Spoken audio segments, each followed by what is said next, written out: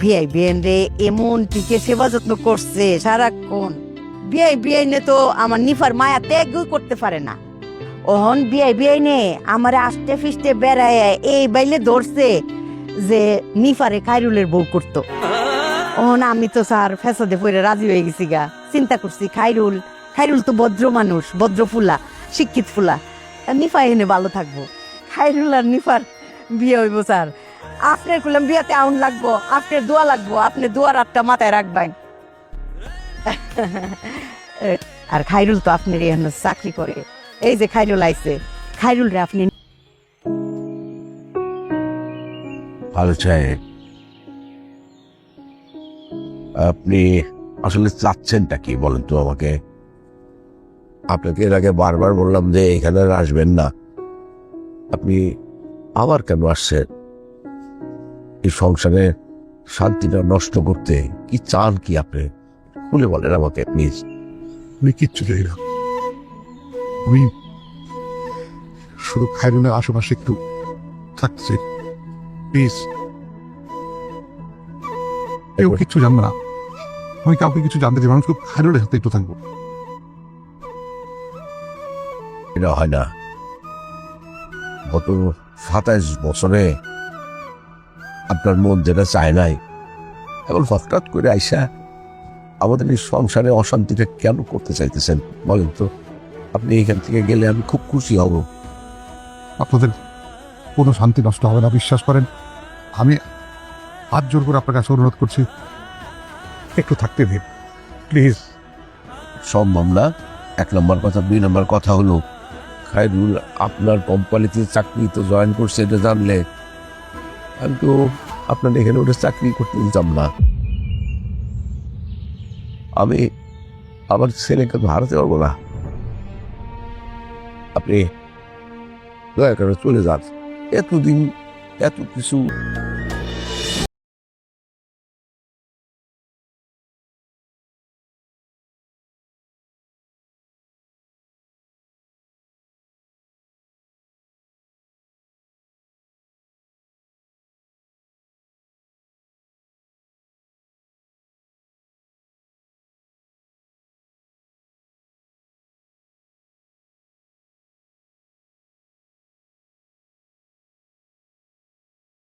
বাবা, মার চিকিৎসা শুরু করো। মানে চিকিৎসা শুরু করবো কেমন করে? চেক বাউন্স হয়েছে সেটা তুই জানোসই। টাকা পয়সা এত জোগাড় হবে তখন শুরু করবো। টাকা পয়সা জোগাড় আমি কইরা ফেলেছি। এই যে টাকা, এইখানে বাবা 50 লাখ টাকা আছে। তুই টাকা পেলি কোথায়? আমি যে এনে চাকরি করি, তোমার যে ছোট ভাই, তারে আমি আমার সমস্যার কথা খুলে বলছি, সে দিছে। তুই চাকরিতে জয়েন করলি 2 দিন হইলো, আর সে তোরে 50 লাখ টাকা দিয়ে দিল। বাবা, এই টাকাটা ফি নিতেছি না, আমার বেতন থেকে সে আস্তে আস্তে কাইটে রাখবে। কেন দিবে? তোমার ইউনিভার্সিটির ছোট ভাই, তার উপর আবার আমার বস। শুধু এই তোর মায়ের চিকিৎসার কথাই বলছো, সে দিয়ে দিল? সে নিজে থেকে কিছু বলে নাই? না, কিছুই বলে নাই। আমি নিজে তো তার কাছে টাকা চাই নাই। চাইছি? না। তাহলে তুই চাইতে গেলি কেন তার কাছে? বাবা, আমি তো বলছি তার সমস্যার কথা, সে বলছে যে আমার স্যালারি থেকে অল্প অল্প কেটে রাখে, বলছে পারলে পুরোটাই কেটে রাখে।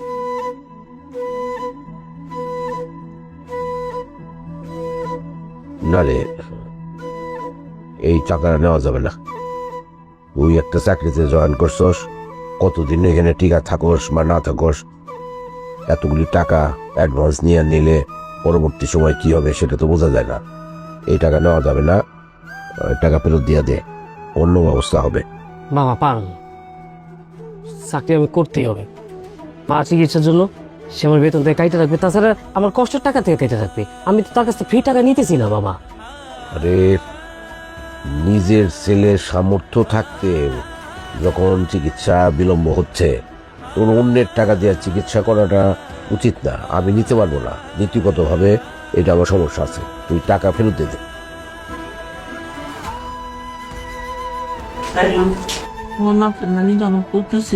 হ্যাঁ খারাপ লাগতেছে। ও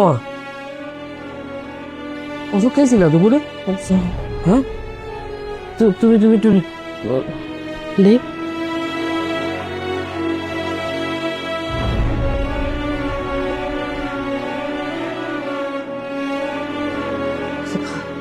রেস্ট করো, দাঁড়াও।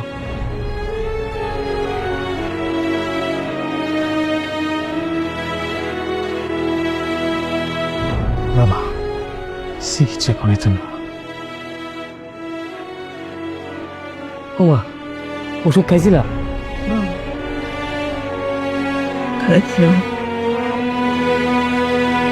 আচ্ছা দাঁড়াও।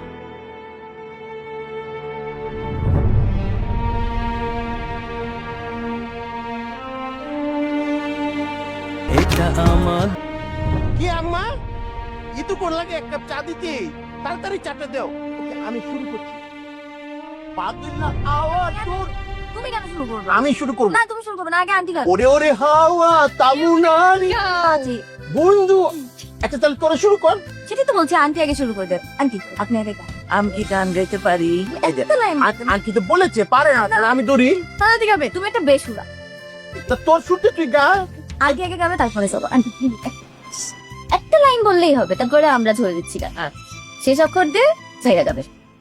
নিশিরা বাঁকাতা আকাশে চুপি চুপি বাঁশি বাজে বাতাসে।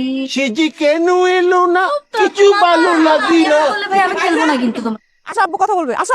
আরে তুমি আসো তো, চৈত ভাইকে পড়ে নিয়ে আসো, আমরা গানের কলি খেলছি, সেও খেলবে, নিয়ে আসো। আসো আসো আপা। বাবু আসো না।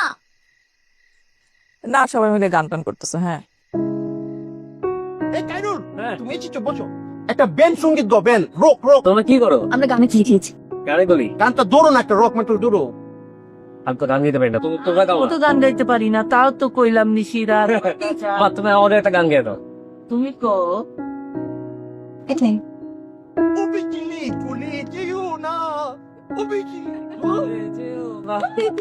ইয়েস। চলে যেও না।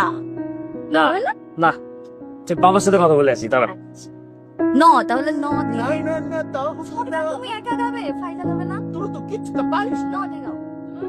তোমার তোমার গান। বাবা দেখছো মা কিরকম হাসি খুশি?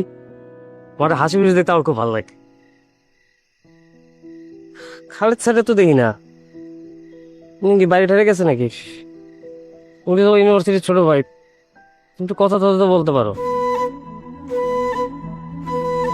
বাবা আমি কই কি বাবা, টাকা যেহেতু ম্যানেজ হয়ে গেছে, আমরা মার চিকিৎসাটা করে ফেলাই, পরেরটা পরে দেখা যাবে। তাছাড়া খালেদ স্যার একদম খারাপ মানুষ না, উনি অনেক ভালো মানুষ। উনি টাকার জন্য আমার কোনো প্রেশার দেবে না। যত কষ্টই হোক আমি আস্তে আস্তে এই ঋণ পরিশোধ করে ফেলবো। আমরা মার চিকিৎসাটা করে ফেলি বাবা, তুমি না করো না। খাইরুল, হুম? এই খালেদ সে আমার ইউনিভার্সিটির ছোট ভাই না, কথাটা মিথ্যা। আমি আসলে তার চিনিও না। এই বুলবুলের মাধ্যমে তার সাথে আমার পরিচয়। বুলবুলের চিন্তা, সে বহু বছর আগে বুলবুলের সাথে পরিচয় হয়েছিল, মাঝখানে আর কোনোদিন দেখা সাক্ষাৎ হয় নাই। এই এই খালেদ তো তোরে আমার কাছ থেকে নিয়ে যেতে চায়। ওই যে তুই এটা জানোস যে তোর আসল বাবা মা আমরা না, জানোস না? জানি জানোস না ভাই, এইসব কথা না, দরকার আছে, কথা বলার দরকার আছে। তোরে আমাদের হাতে তুলে দিয়ে গেছে এই খালেদ, এই লোকটা লেগে তোর বাবা। চলো ভিতরে গে। স্যার, আপনি যেটা করতেছেন আমার মনে হয় এটা ঠিক হইতেছে না। স্যার ভালোভাবে বিষয়টা নিতেছে না। আমি কি করব? চলো যাবে ভালো। এইভাবে আপনি পদে পদে অপমানিত হইতেছেন, দেখতে ভালো লাগতেছে না স্যার। আমার গায়ে রাখেন, আমি বাবা তো।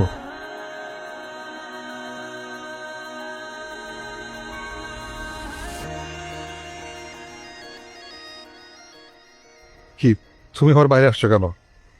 আমরাই তো ভিতরে যাচ্ছি না। চলো।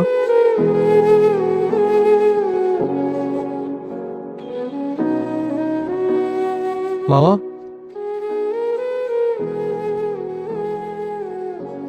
উনি নাকি আমার বাবা?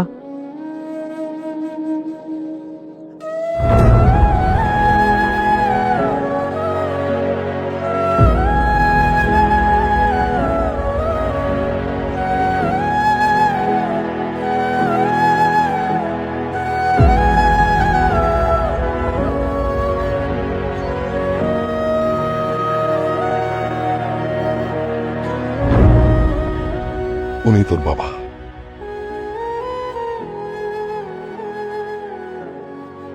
আপনি এখানে কেন আসছেন?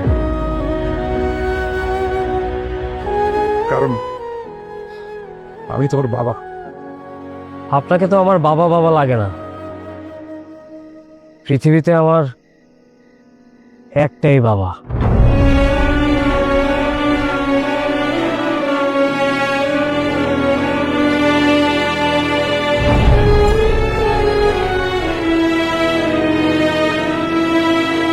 আমার বাবা।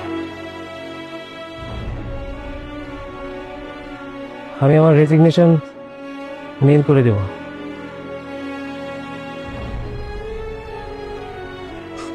বাবা একবার অন্তত You think you know about America's founders. You know the names Washington, Jefferson, Hamilton. But before the ink dried on the Declaration of Independence, before the first musket was fired at Lexington, the stage for American sovereignty was being set not in Virginia or Massachusetts, but in the fiercely independent royal courts of Scotland and England. The true hidden destiny of the United States hinges on a single astonishing historical fact. Every U.S. president, from George Washington to the present day, has a shared, traceable ancestral tie back to one remarkable European monarch, a line that runs directly through a forgotten Queen of Scotland. This is the genealogical time bomb buried beneath the very foundation of the American Republic. It's the story of Margaret Tudor, the older sister of the infamous King Henry VIII, and how her choice of husband set a bloodline in motion that would ultimately define the American presidency and the very idea of Anglo-American leadership. Margaret Tudor, the pawn who changed the world. Our story begins not in America, but in the high politics of the 16th century. King Henry VIII of England, the first of the Tudor dynasty, was obsessed with securing his new throne after decades of bloody civil war. His ultimate peace treaty was sealed not with signatures, but with marriage. His daughter, Margaret, was sent north to marry James IV of Scotland in 1503. Margaret was a political pawn, a fragile link intended to end centuries of cross-border conflict. She was an English princess destined to be Queen of Scotland. Her marriage, celebrated as the Union of the Thistle and the Rose, carried a profound stipulation. If Henry VIII died without an heir, Margaret's descendants would have a claim to the English throne. Within 10 years, that political chess game turned brutally real. James IV was killed fighting Margaret's own brother, Henry VIII, at the Battle of Flodden in 1513. Margaret, a young widow, became the Queen Dowager and Regent of a perpetually hostile nation, caught between her English blood and her Scottish duty. She was far from a successful political ruler. She remarried quickly, lost her regency, and often relied on her fierce will and cunning to survive the turbulent Scottish court. But it was her biological legacy, not her political one, that would prove immortal. The Scottish King, the Prophet, and the Jamestown Bridge. Margaret Tudor had two significant descendants who ensured her bloodline's survival. James V of Scotland, her son, whose daughter was the legendary Mary, Queen of Scots. Margaret Douglas, Countess of Lennox, her daughter by her second marriage. Through Mary, Queen of Scots, Margaret's lineage eventually gave rise to James VI of Scotland, who unified the crowns as James I of England in 1603. This is the king who would become the namesake for the first permanent English settlement in North America, Jamestown, Virginia, 1607. This direct connection, the Tudor-Scottish line leading to the king who sponsored America's founding, is a crucial start. However, the path to the presidential line is far more intricate and astonishing, involving a forgotten prophet and the simple, fertile land of colonial Virginia. The ancestral nexus, Robert and Elizabeth Reed. The true genealogical breakthrough happens not with kings, but with a colonial family descended from Margaret Tudor's second-tier nobility. Margaret Tudor's blood, through various Scottish and English aristocratic intermarriages, passed down through several generations until it reached a woman named Elizabeth Reed, born 1615. Elizabeth was a great-great-great-granddaughter of the Tudors and part of the English gentry, a line that included ancestors of William the Conqueror and Alfred the Great. In the 1630s, Elizabeth Reed and her family left England for the burgeoning colonies of Massachusetts. She eventually married a man named John Hall. However, it is through her first marriage to a man named Robert Reed that the true American dynasty began. Elizabeth Reed and Robert Reed's daughter, Mildred Warner, was born in the Virginia colony. Mildred, in turn, married a planter named Augustine Warner, Jr. This Warner family became a core genetic pool for the Virginia planter elite. Their children and grandchildren married into the most powerful and prolific families of the mid-Atlantic colonies, the Lewises, the Madisons, the Randolphs, and most importantly, the Washingtons. The single thread, every U.S. president. The result of these intermarriages is a genealogical singularity. Modern historians and genealogists have proven that every single U.S. president, from George Washington to the current occupant of the White House, is descended from this single, broad royal and aristocratic family network.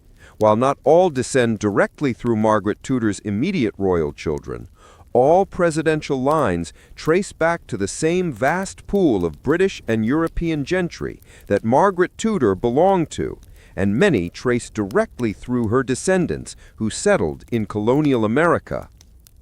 Let's look at the two most astonishing presidential lines that prove this Scottish queen's impact. George Washington. His mother, Mary Ball Washington, was part of the Virginia gentry whose lines intermarried with the descendants of Margaret Tudor's extended aristocratic web. Specifically, the lineage often connects through the Warner-Washington link, firmly planting the first president's roots in the soil watered by Margaret Tudor's indirect family tree. The Roosevelt-Bush connection. Perhaps the most compelling modern example is the connection between Presidents Franklin Delano Roosevelt, George H. Bush, and George W. Bush. All three can trace their lineage back through the same complex network of intermarried New England and Virginia families, who were themselves descendants of the early Tudor-era gentry. The unseen hand of monarchy in the Republic. The sheer statistical anomaly is what makes Margaret Tudor's story so powerful for the U.S. audience. A monarchy's victory. an English princess sent to Scotland as a political maneuver, ultimately created the single most influential bloodline in the history of the American Republic. The family she married into and the subsequent intermarriages ensured that the leadership of the New World was perpetually drawn from the same ancient European stock. The paradox of liberty. America prides itself on being a nation founded on meritocracy, rejecting the hereditary principle of monarchy. Yet the statistics show a stunning lack of genetic diversity at the highest level of its political leadership. The presidential family tree is less a wide-spreading oak and more a densely woven tapestry, stitched together by the descendants of a few thousand colonial families, many of whom trace their lineage back to Margaret Tudor's ancestral cohort. Margaret Tudor, the forgotten queen of Scotland, who struggled to rule her own country, became the unlikely, unseen ancestral fountainhead for the most powerful office in the modern world. Her legacy is not etched in a crown or a throne, but in the recurring, almost unbroken chain of blood that links the revolutionary leaders of the American Republic directly back to the very system of European aristocracy they fought to escape. Her story is the ultimate proof that in history there are no simple beginnings. The bloodline that defined American liberty was forged centuries earlier in a political marriage meant to end a war between two kingdoms, a marriage whose ultimate consequence was the dynasty of the American presidency.